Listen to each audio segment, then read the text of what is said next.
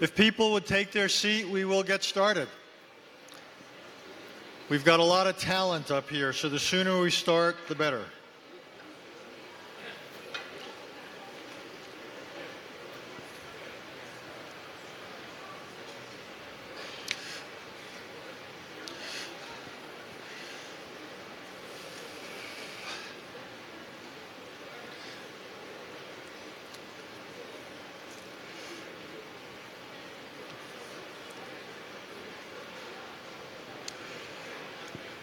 People would take their seats, please.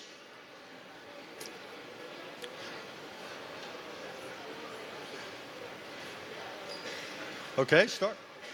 Okay, we're going to get started. Now that Fareed Zakari is here, I think any delay would be unfortunate. As I said, present company excluded, we have a lot of talent up on the stage. Closest to me is Larry Summers, who's a professor these days at Harvard University, and in the course of his career, he has done a few other things. Next to him is Valdis Dombrovskis, who is currently the vice president for all sorts of things at the European Commission. And last but not least is Hernando de Soto, who chairs the Institute for Liberty and Democracy, two good things.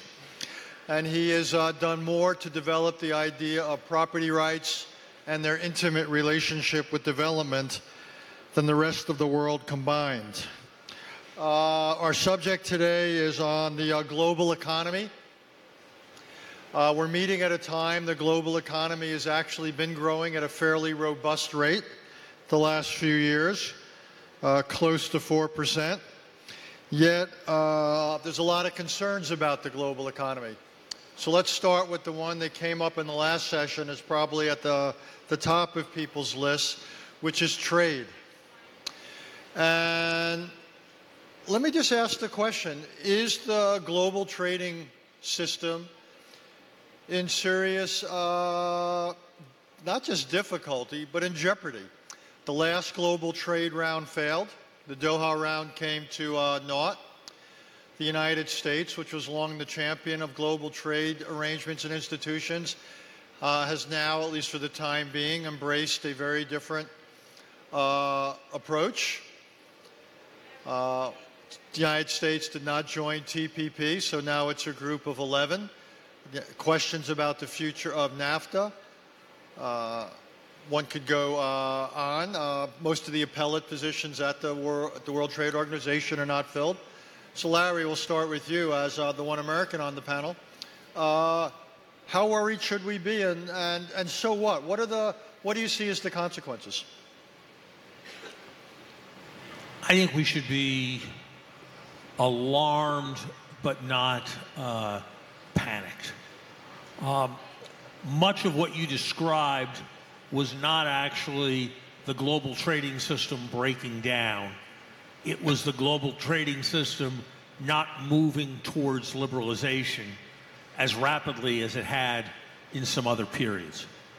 And what discussions of this usually leave out is that technology is producing all kinds of international integration that would have been unimaginable 25 years ago, by making it possible to manage at a distance.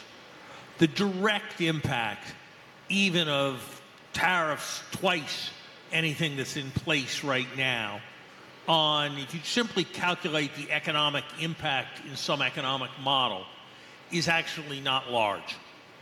What is, I think, of much greater concern is the sense of breakdown of a general order, and the uncertainty and lack of confidence that can create, and the hesitation that can result from it, can be a sizable detriment to economic activity.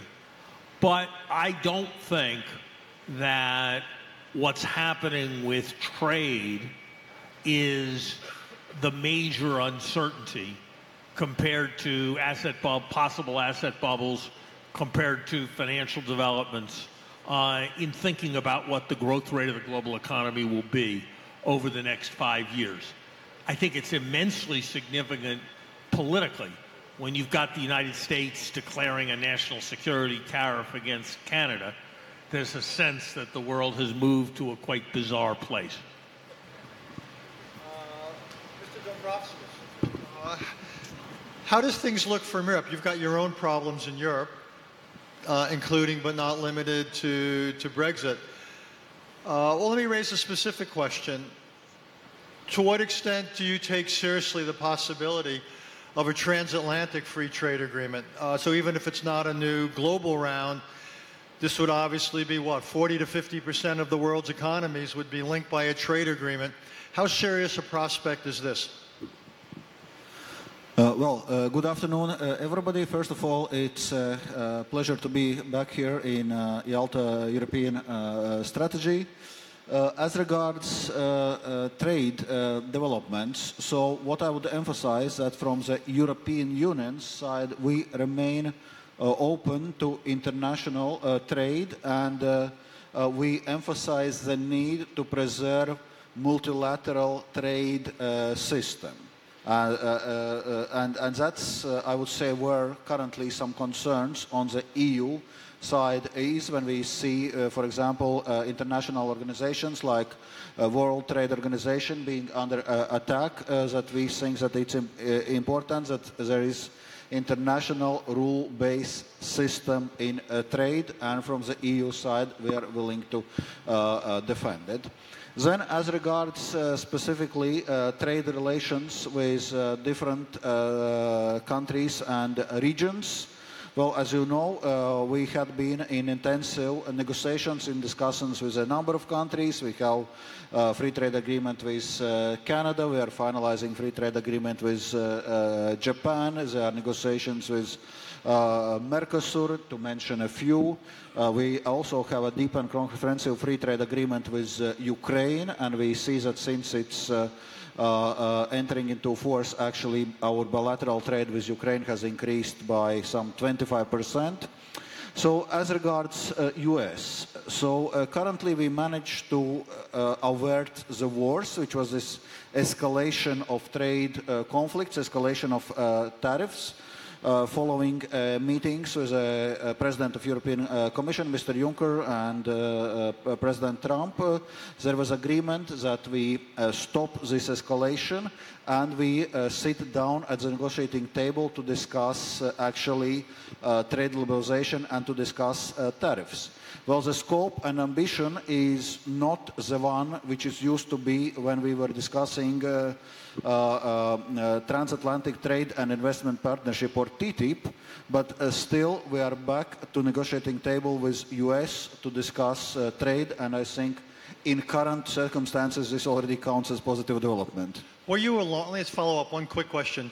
What was your reaction when the President said it wouldn't be enough that tariffs were liberalized, but we need to have outcomes in which American exports were bought in larger quantities in Europe? What was your I can imagine what your reaction is, but I'm asking for the record. Well, on this, was to outline what was agreed. So what was agreed to stop escalation of tariffs, and when we discuss trade liberalization, what is important is that we are discussing, so to say, mutual trade liberalization, that it's not one-sided, that there are commitments then from both EU and US. Hernando, you've spent so much of your life working on issues of development. To what extent is the uncertainty or disruption of global trading arrangements emerging as a significant factor or drag on development? And if so, if the distribution is uneven, who's feeling it worse? Well, we have obviously a distribution problem, but I'd like to take it, if I can, from another angle, which is the one that was being focused by Bill Ford, which is also part of the international economy and has a lot to do with how much trade is possible. Don't forget, under a free trade agreement, you also got a bilateral investment treaty included inside. And then what we've got now that relates to a lot of the problems that are being talked about before is has to do with the rule of law, as Mr. Ford said. And as you noticed in your book, the world is in disarray. And disarray means disorder. Do you want to repeat that, by the way? I'd like to make that clear. Sure, of course. You said disorder. You said centrifugal forces are at play. Yes. Well, what happens from a developing country, my part of the world and the countries in which I work, is centrifugal forces are at work that weren't there before. The first problem, how I relate centrifugal to the rule of law and investment, is the following way. It is that when you make an investment in the United States, I guess, you are basically buying titles. You're basically buying paper that comes from a developing country. And you go through a series of authentication procedures, right, to make sure that your companies are buying the right thing, that they're reporting, that they're complying with the 1933 Exchange Act, 1934 Exchange Act, that their SEC 10.5B is being taken care of and all of that. And if you look at that side, it's interesting because in many parts of the world, many oil wells that you've opened, many mines that you've opened, you and the Europeans have opened, are actually closing down. And the reason they're closing down is because the centrifugal forces. And they have to do a lot with an understanding of the rule of law. While you Americans talk fee simple, which is the guy who is on top of the land gets everything all the way half down to China, if you're in my part of the world. In my part of the world, which is Roman law, the topsoil is a very different law from the subsoil. What you buy in a developing country when you're investing is essentially the bottom soil, which is pretty well mapped out, and there's plenty of laws that are covering it. What's happening on the topsoil is that you need to have the topsoil, which is not in the deal in our countries, if you're going to get to the bottom soil, because you got to put your installations on it and drill through it. And then what's happening, as you will have seen if you're on the light side of things, blood diamonds, Avatar, people are getting angry. And they're saying, no, you're not, among other things, because they're being compensated for at real estate prices that are local. Now, here comes the other thing. It is that there are about $150 trillion in countries like mine that are blocked because your trade agreements with my country, my trade agreements with yours, are not covered by those trade agreements. That's where your centrifugal forces are. Just one last thing. If you think of every place in the Middle East where you've actually got a terrorist movement, it's sitting on an oil well, potential, and that's why it's there. Hernando raised the question of investment. As everybody knows, there's no WIO, there's no World Investment Organization. And what we're seeing is more and more countries beginning to state or embrace a fairly generous notion of national security. In the United States, we see the expansion of the powers of what's called CFIUS, the committee that oversees foreign investment in the United States. And foreign investment in the United States is beginning to dwindle. To what extent, while everyone's focused on the problems in the trading world, are we underestimating the constriction of investment because of what you might see as the greater politicization of investment? Larry, you want to take that first?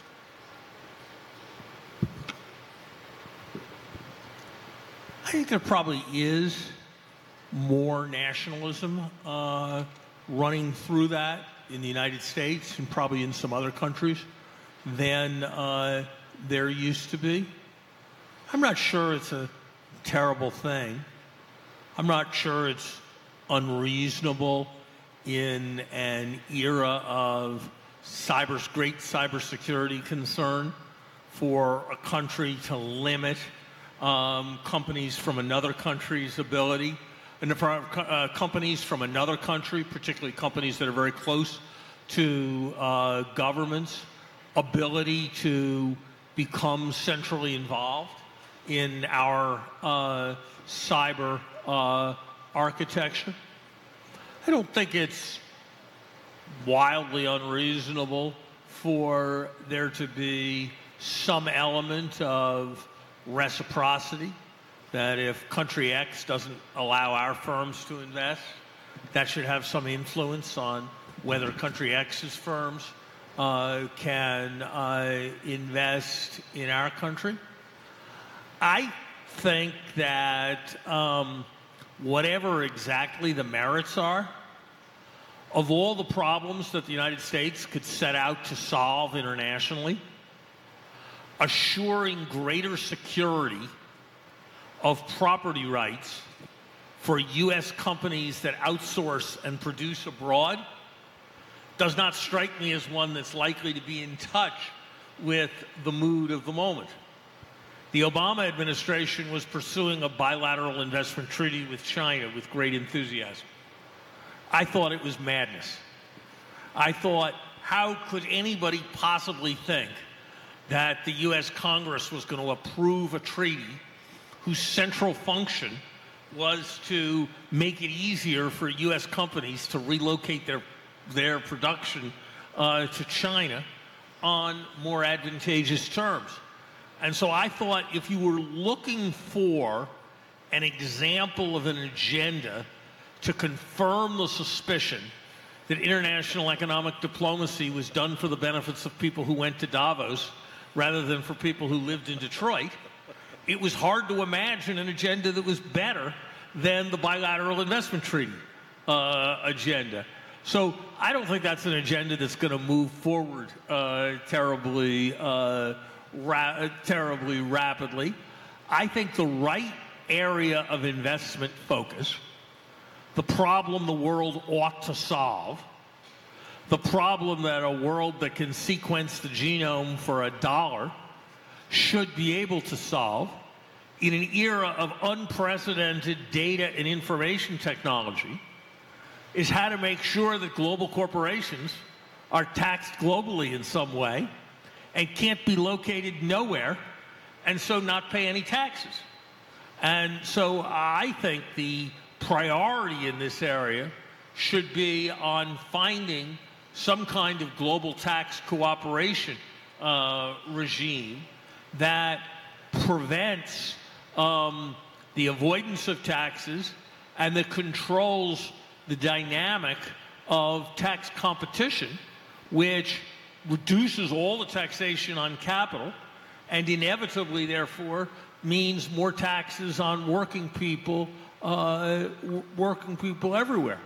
I think the Trump administration, with the support of the Congress, made a historic error. There are two visions the United States could have with respect to corporate tax rates. One is we could try to establish a worldwide regime where corporate capital could be taxed. The other is we could try to win a race to the bottom in corporate tax rates. And we chose the second strategy. If we think that other countries are going to remain passive and not lower their tax rates, we are surely wrong. And so we contributed in a major way to a cycle that over time is going to mean the non-taxation of corporate income. Now, there'll be some of you saying, well, that's okay because it's double taxation anyway, and it'll get taxed as capital gains and dividends. But here's the fact. 80% of the stocks in the United States are held by people or institutions who pay no individual taxes. And so we're talking about the complete non-taxation of corporate income if the tax is eroded at a moment when it appears that a larger and larger share of that income is resulting from monopoly rents of one kind or other. I want to introduce quickly two other subjects before we open it up, so I'm going to abuse my prerogatives such as they are. And it's the future of the dollar. And given what we've seen from the financial crisis of a decade ago to decisions made about American interest rates or quantitative easing, where we're focusing on the domestic consequences, not the international, we see an administration that's increasingly, I guess I would use the word weaponizing aspects of foreign economic policy. Mr. Dombrovskis, one of your responsibilities is the euro. Are you at all interested in the euro or any other currency or set of currencies beginning to compete with the dollar? First of all, it's worth emphasizing that euro is already second largest reserve currency in the world, and around 16 countries, one way or another, peg or attach their currencies to euro. So euro is already international currency.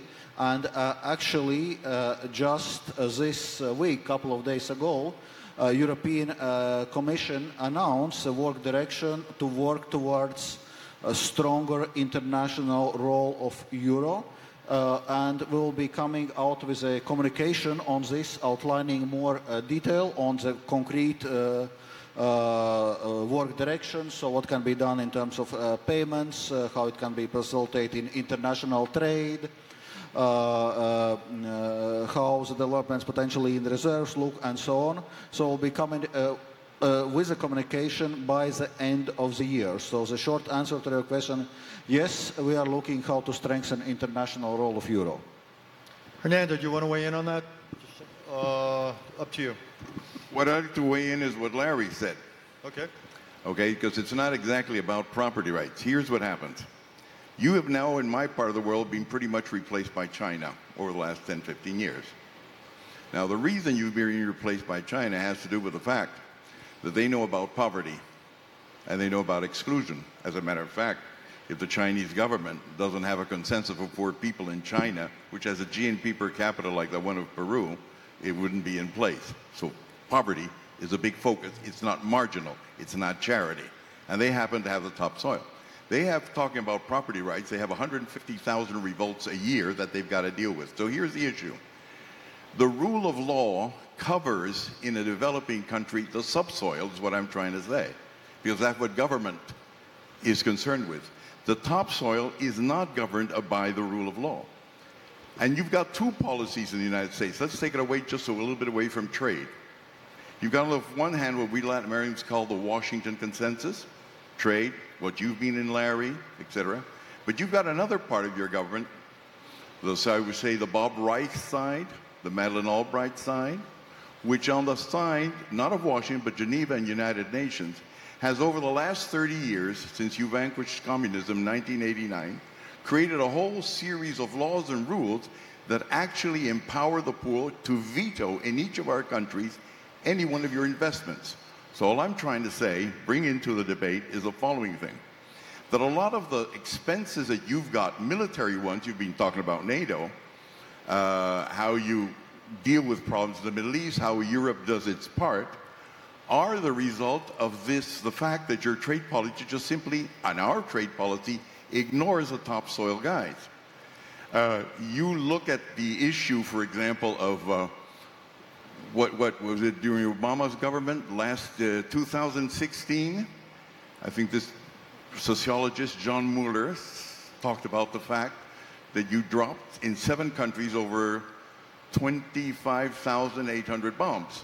Now, you I don't think would have had to drop those bombs where you dropped, because they have a lot to do with oil in the subsoil, if you looked at it from a trade angle. What I'm trying to see here is how do you relate, and how it is possible, which is going to be very difficult in 45 minutes, to make people understand that the way the rule of law organizes the World Trade Order has actually left behind about 5 billion people. And if we don't concentrate on that and bring them in, and you don't bring in the topsoil, we're going to have trouble with investments everywhere. And the result is not going to be just discrimination where the world economy grew, but how much are you going to be involved in wars that are costing you so far, I think, $16 trillion.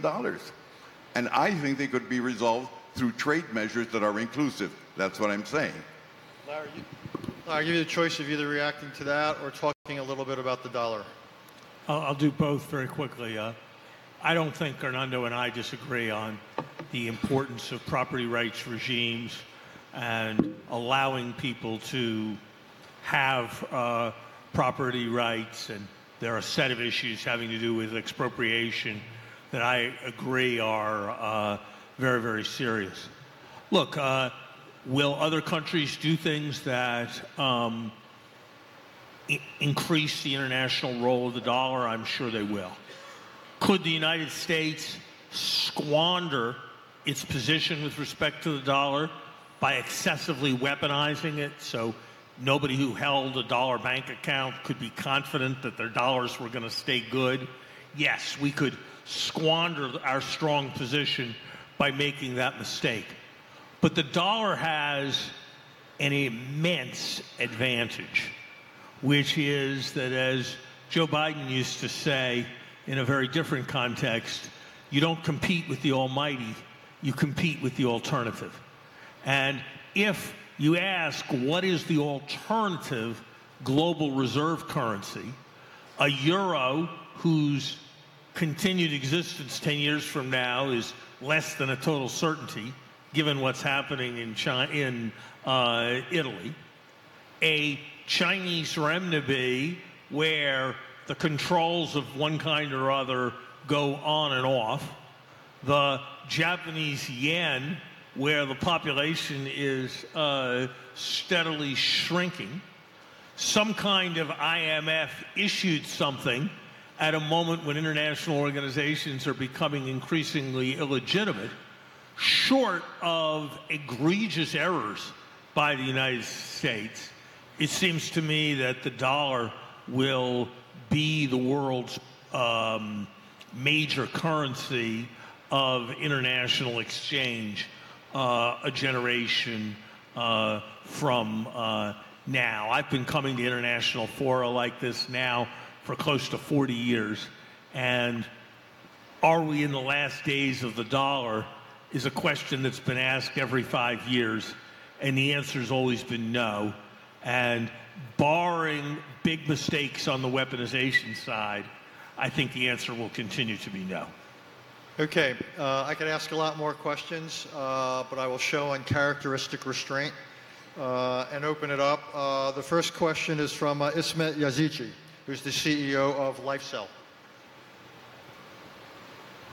So, hello everybody, this is Ismet Yazici from LifeCell.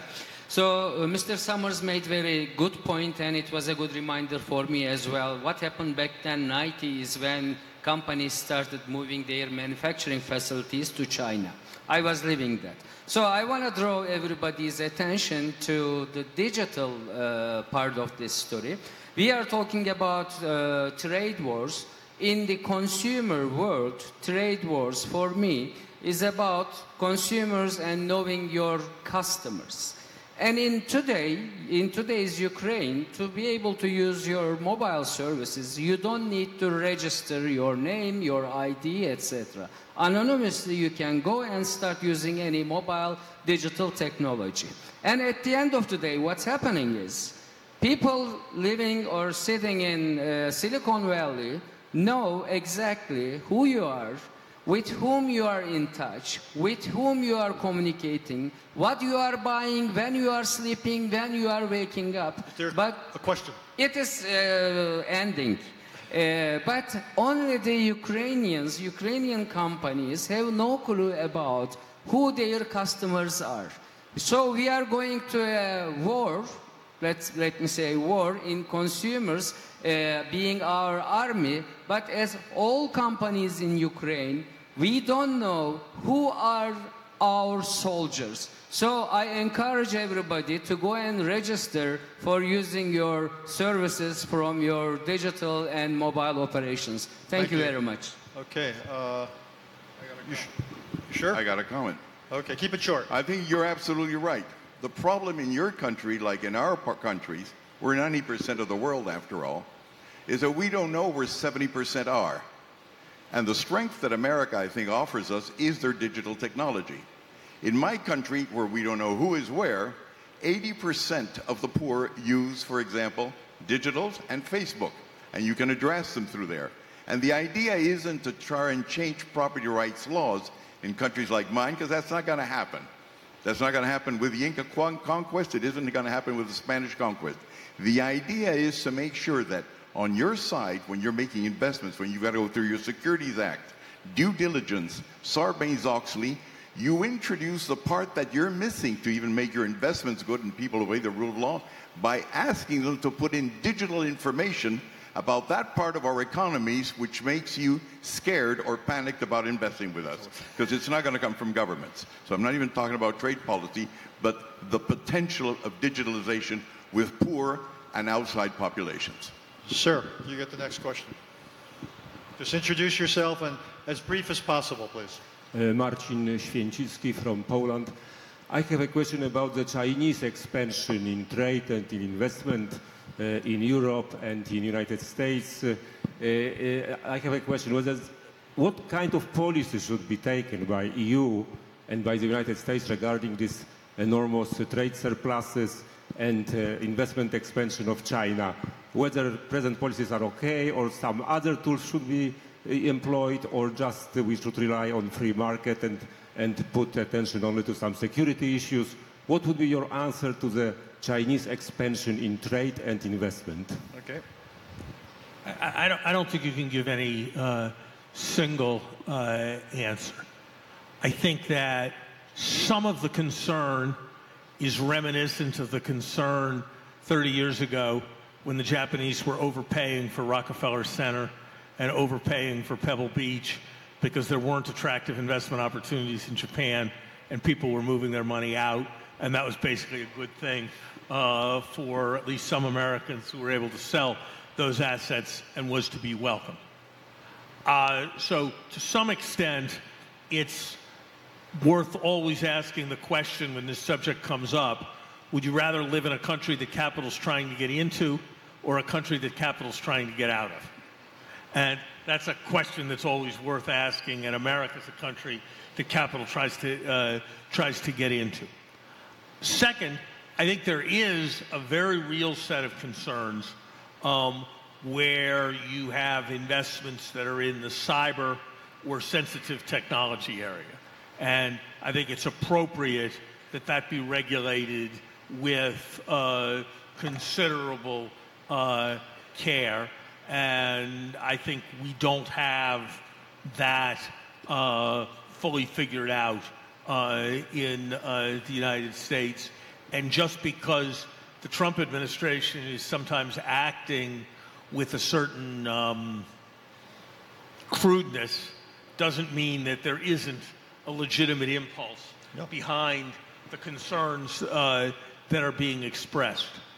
I think, and this is the last thing I'll say, I think globally there is a serious emerging issue which I suspect will be large in the international financial dialogue 5 years from now, of Chinese debt investments which are unsustainable for the borrower and are then followed by China seizing the collateral.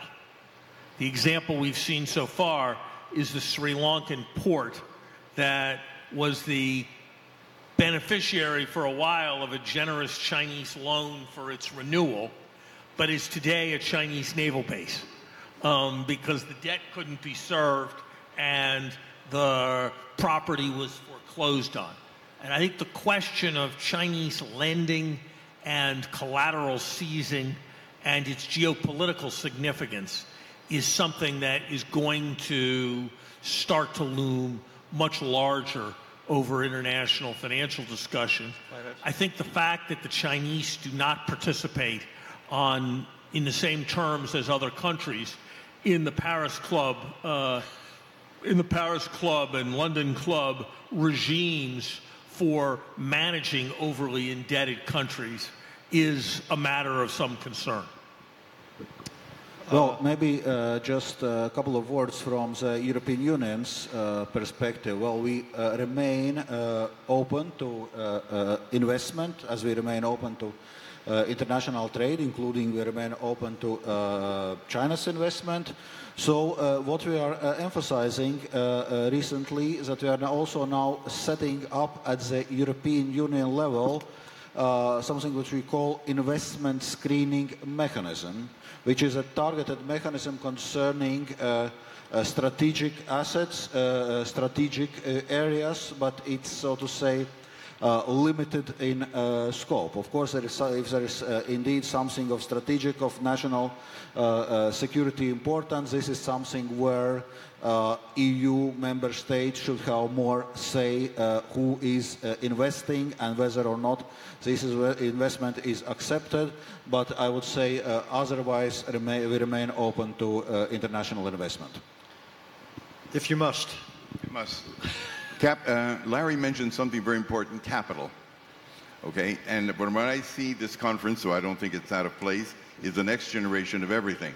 So we've touched security, we touched NATO, we touched trade. They're all interrelated. I don't know how much this Eurocentric approach of saying trade is one thing, investment is another thing, security is another thing is going to get us anywhere if we're going to put back order in that book that you've claimed is absolutely necessary, Larry.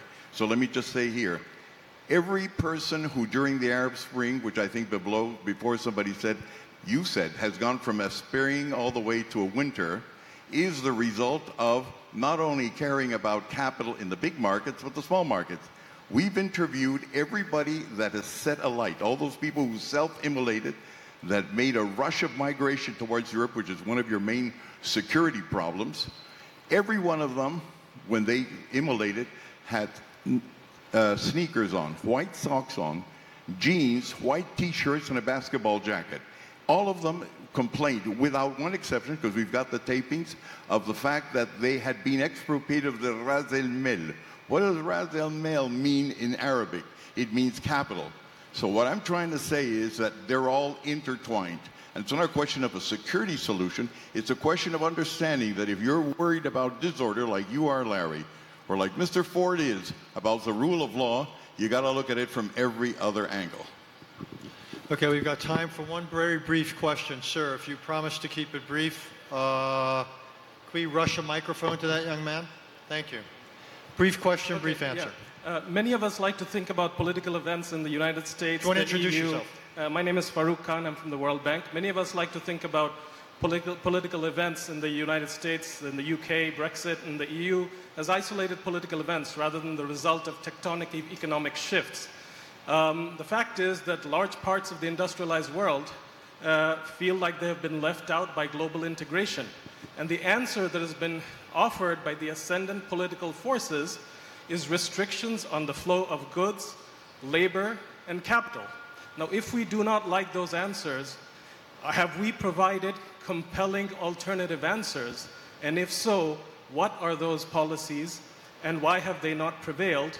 And how do you propose that we convince people in those countries about those answers? Someone asked the panel to respond to that or anything else they wish they've been asked, and no more than a minute each.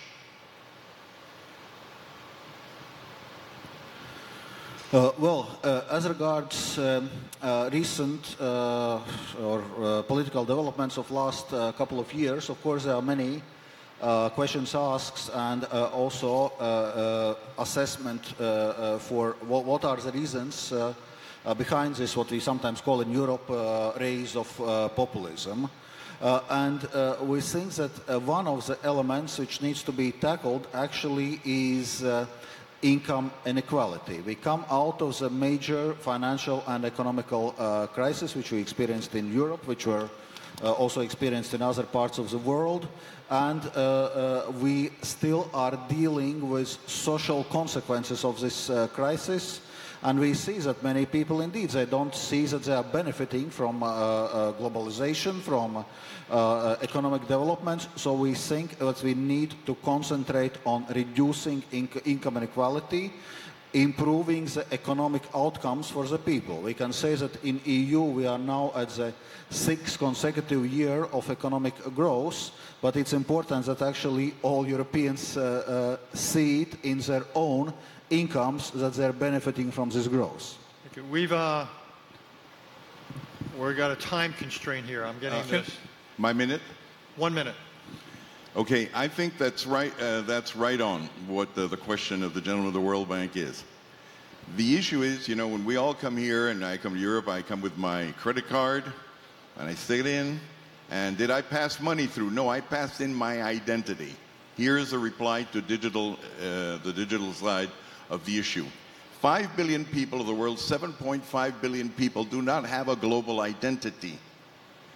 And you are in an incredible position, United, to actually do something about that, because they're already using your gadgets, but to show their poodles, to do small trading, you just got to fit them in. The important thing is this: identity, commitment, okay, is all about essentially confidence, and that confidence is created by passing more than just a name. And you're right on the verge of it, and he's right. We're going to be very unsafe. Those who are not part of the 2.5 billion, we're going to be very unsafe until the 5 billion who have woken up stop marching because they feel included. Larry, you get the final word. I'm going to say something I think is important. I'm as worried about populism as anybody, and I'm as worried about inequality as anybody. But I think Americans do need to contemplate the fact that populism is massively on the rise in Europe, in countries where the government is larger, social insurance is more pervasive, and the income distribution is more equal than Bernie Sanders or Elizabeth Warren could conceive of demanding. And that's why I think naive theories of populism that run through inequality actually miss the mark. I think it is a broader social phenomena, and I would invite you to consider that the average Trump voter hates the Ivy League much more than he hates billionaires. And let me say that again. Hates the Ivy League more than he hates billionaires, because he suspects that the Ivy League has a kind of contempt for him, his values, and his orientation to the world, and he's not entirely wrong in having that suspicion.